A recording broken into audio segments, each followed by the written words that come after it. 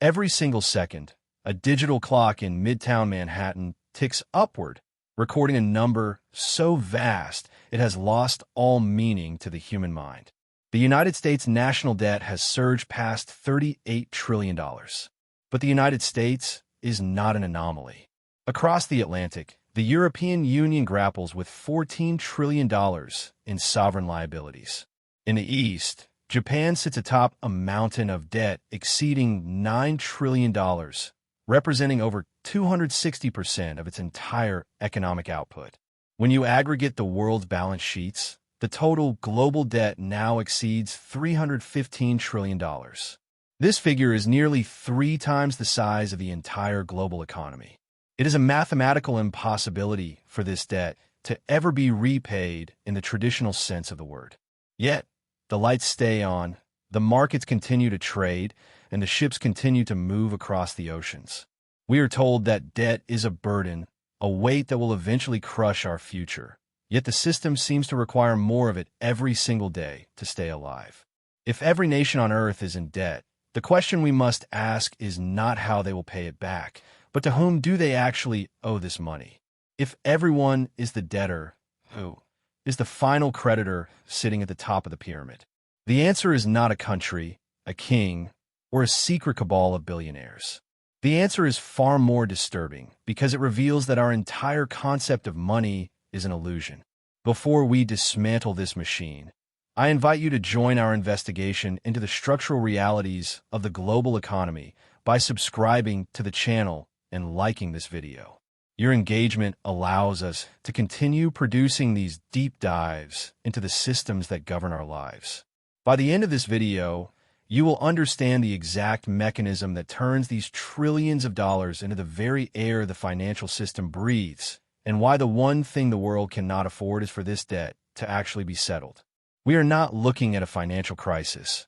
We are looking at the architectural blueprint of modern civilization.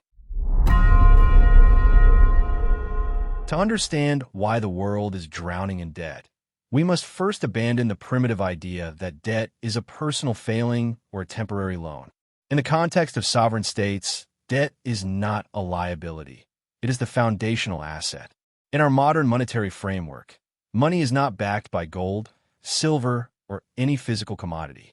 It is backed by the promise of future productivity, captured in the form of a government bond.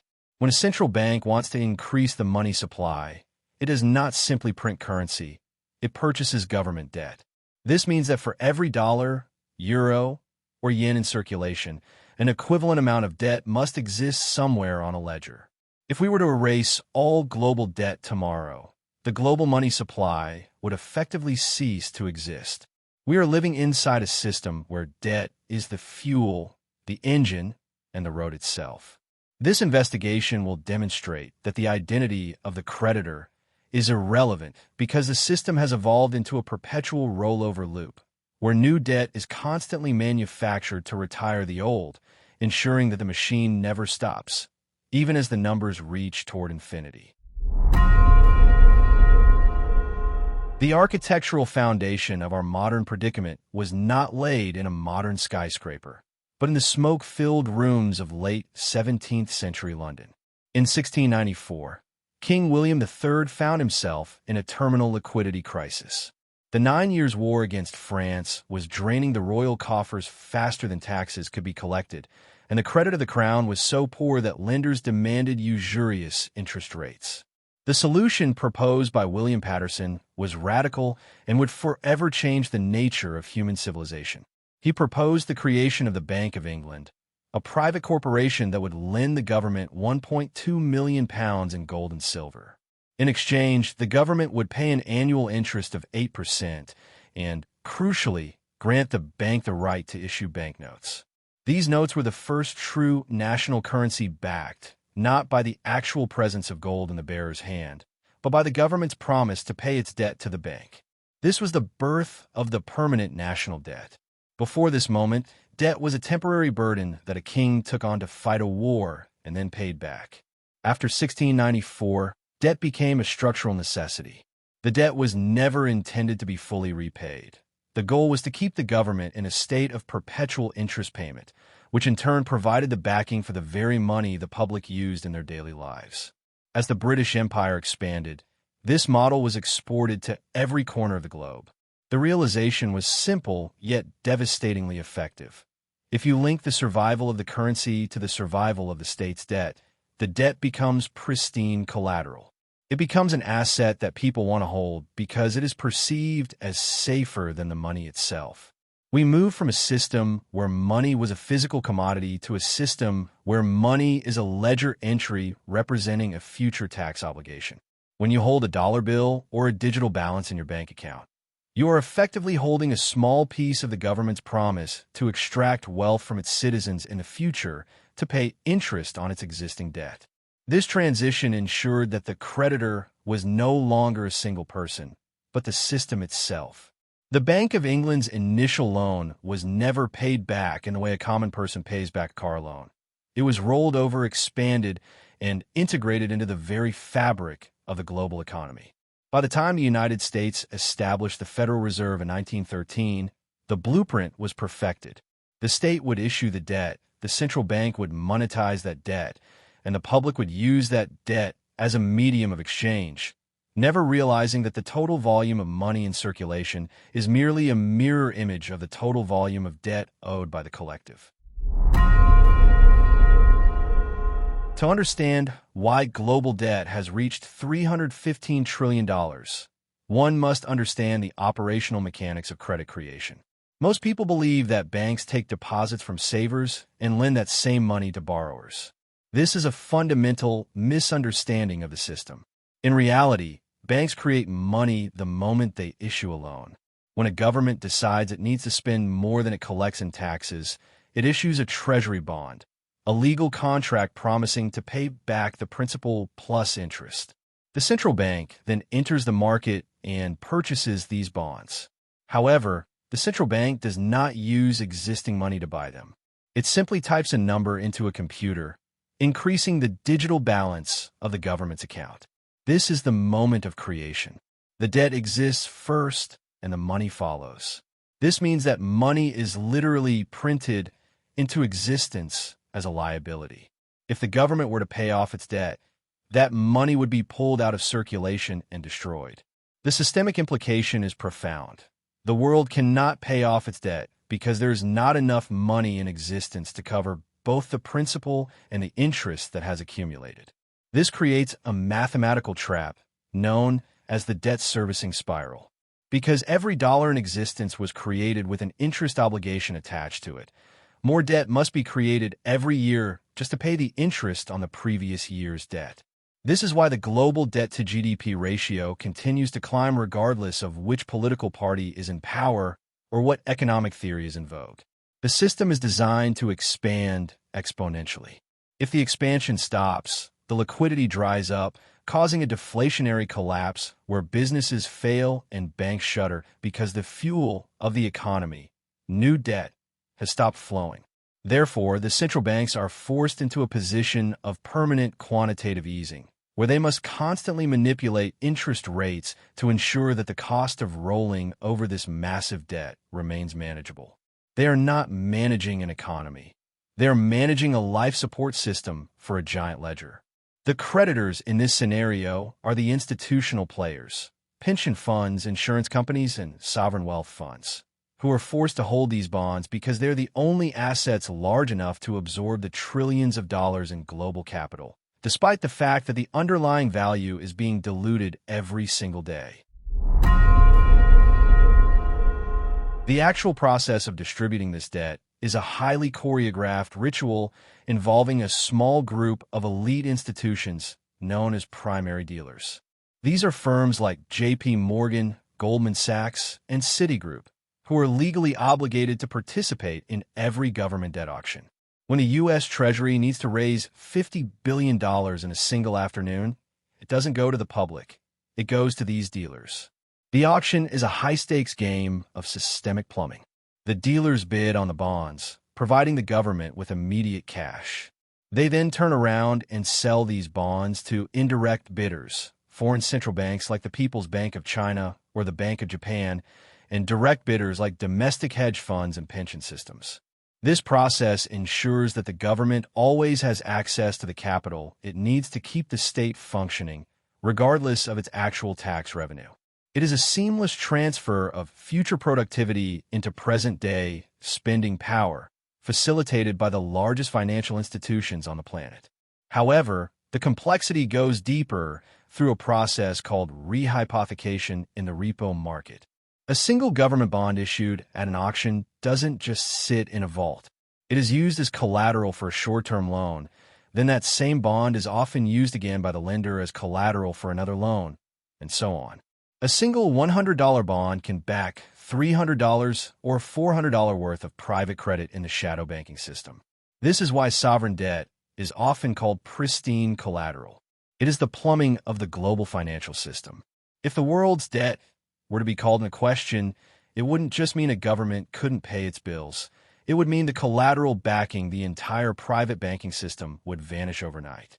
This is the ultimate insurance policy for the debtor nations. They have made themselves too big to fail by ensuring that their liabilities are the very assets that keep the global banking heart beating. The creditors are not masters over the debtors. They are hostages to the debtor's ability to continue issuing the very paper that the creditors need to keep their own institution solvent. To understand the ultimate endgame of a debt-saturated world, we must look at Japan. For decades, traditional economists predicted that Japan's economy would collapse under the weight of its own balance sheet. With a debt-to-GDP ratio soaring past 260%, Japan is the most indebted developed nation in history. Yet Japan has not defaulted, its interest rates remain near zero for years, and its society remains remarkably stable. The reason lies in the identity of the creditor. Unlike emerging markets that borrow in foreign currencies like the US dollar, Japan owes its debt in yen, a currency it can print at will. Furthermore, the vast majority of Japanese government bonds are not held by foreign hedge funds or antagonistic nations. They're held by the Bank of Japan and the Japanese people themselves through their pension funds and insurance companies. This creates a closed-loop system. The government spends money it doesn't have, issues a bond to cover the gap, and the Bank of Japan simply creates the digital yen to buy that bond. It is a self-licking ice cream cone where the debtor and the creditor are effectively the same entity. This internal vacuum creates a unique systemic shield. Because the debt is internal, there is no margin call from the international community that can force a sudden bankruptcy. However, this stability comes with a hidden structural cost. To maintain this illusion, the Bank of Japan must engage in yield curve control, an operational mandate where the central bank intervenes in the market to keep interest rates artificially low, regardless of market forces. This effectively kills the price discovery mechanism of the economy. When the cost of money is kept at zero by decree, zombie companies, businesses that are not profitable enough to pay their debts but are kept alive by cheap credit, proliferate across the landscape. Japan's debt is not a mountain to be climbed. It is a swamp that absorbs all economic dynamism. The creditor here is the future generation of Japanese citizens whose purchasing power is slowly eroded to maintain the solvency of the state's ledger. Japan serves as the ultimate proof that a nation can carry infinite debt as long as it controls the printing press and the domestic captive audience. But it also proves that such a system results in permanent stagnation. While the public focuses on national deficits and tax rates, the real engine of the global economy operates in the shadows of the repo market. In this multi-trillion-dollar-a-day marketplace, U.S. Treasury bonds are not treated as debt at all. They're treated as cash equivalents. If a massive hedge fund or a global bank needs $500 million in liquidity for 24 hours, they don't look for cash in a vault. They take a pile of government bonds and swap them for cash in an overnight loan. This is the repo or repurchase agreement. In this context, the world's debt is the pristine collateral that allows the gears of global finance to turn. Without a constant and growing supply of government debt, the private banking system would experience a catastrophic collateral shortage. This is the structural reason why the United States can never truly pay off its debt. If the supply of treasuries were to shrink, the global banking system would lose its most reliable form of collateral, leading to a massive contraction of private credit and a global depression. The complexity deepens with the practice of rehypothecation. In a shadow banking world, the same treasury bond can be used as collateral for multiple different loans simultaneously. It is the financial equivalent of a landlord renting the same apartment to 5 different tenants at the same time, hoping they don't all show up on the same night. A single $100 bond might back $400 or $500 of derivative contracts and overnight loans. This leverage creates an invisible architecture of interdependence. If the value of those bonds drops, as it does when interest rates rise, the collateral haircut increases, meaning banks must provide more bonds to secure the same amount of cash. This can trigger a collateral call, forcing institutions to dump other assets to raise cash, leading to a systemic fire sale. The creditors in this system are not looking for the principal to be repaid. They're looking for the bond to remain a stable, liquid instrument that they can use to gamble in the global derivatives market. The debt of the nation is the foundation of the casino. The most significant misconception about sovereign debt is the idea of a maturity date. When you look at a 10-year Treasury note, the maturity suggests that in 10 years, the debt is settled. In reality, the debt is never settled. It is rolled over. When $1 billion of debt matures, the government does not use tax revenue to pay it back. Instead, it holds a new auction to issue $1 billion of new debt to pay off the old debt holders. This is the perpetual motion machine of modern finance. As long as there is a buyer for the new debt, the principal never actually has to be repaid. This turns the entire global economy into a giant Ponzi structure that is legally mandated and institutionally protected. The system functions perfectly as long as the growth of new debt exceeds the cost of the interest on the old debt.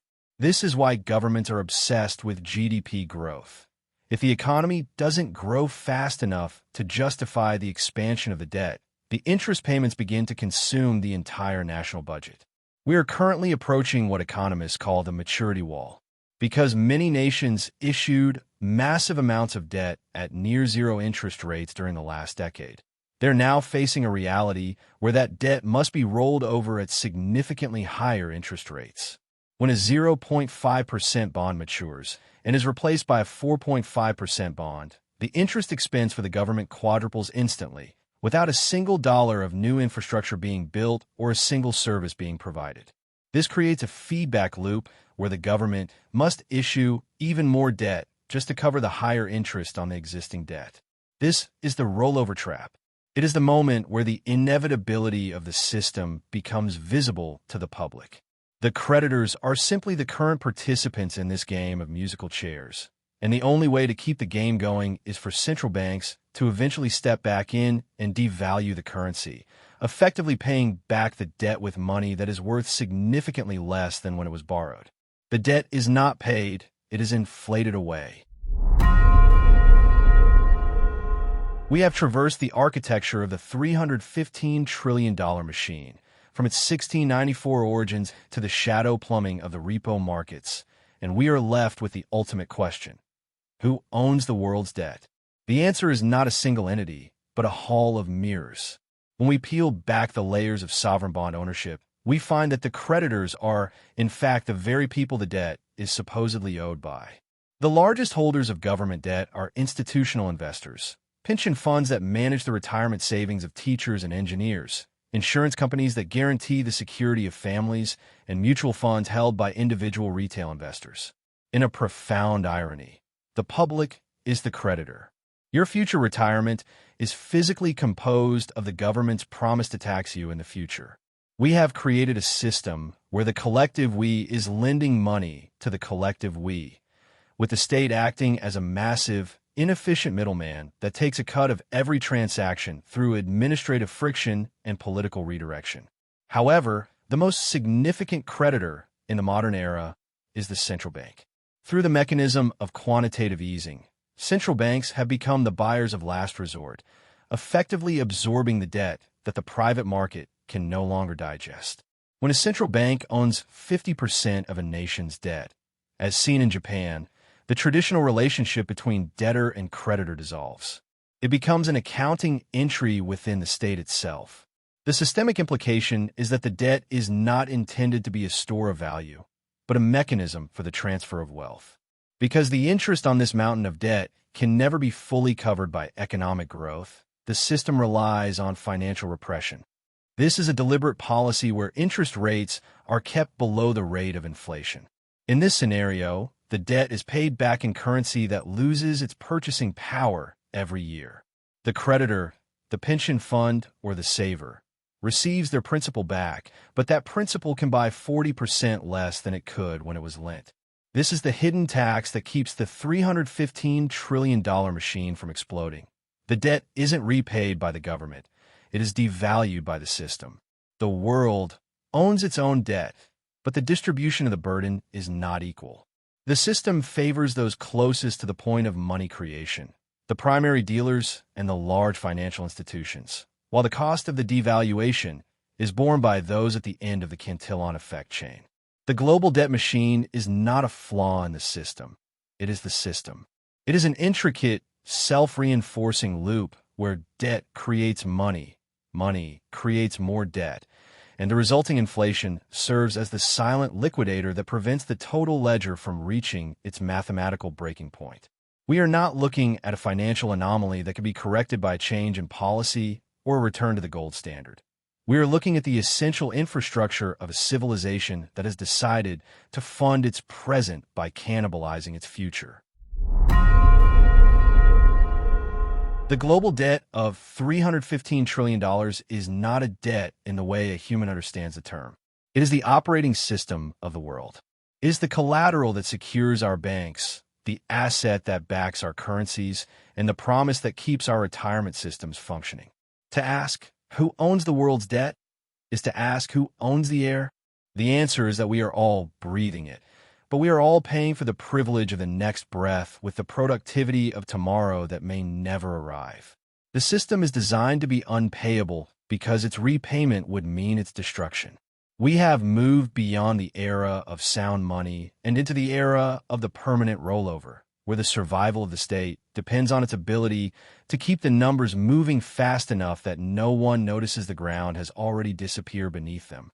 As we have demonstrated through this investigation, the inevitability of this system is coded into its very mechanics. From the primary auctions to the shadow banking repo markets, every gear is designed to prioritize liquidity over solvency. If you found this structural analysis valuable, I encourage you to subscribe and hit the like button. Your support allows us to continue deconstructing the hidden mechanisms of our world, moving beyond the headlines and into the numbers that truly govern our reality. Understanding the debt machine is the first step in navigating the economic landscape of the 21st century. Thank you for watching this deep dive, and I hope this perspective changes how you view the next deficit crisis or debt ceiling debate you encounter. The numbers don't lie, but they do tell a story that few are willing to hear. See you in the next video.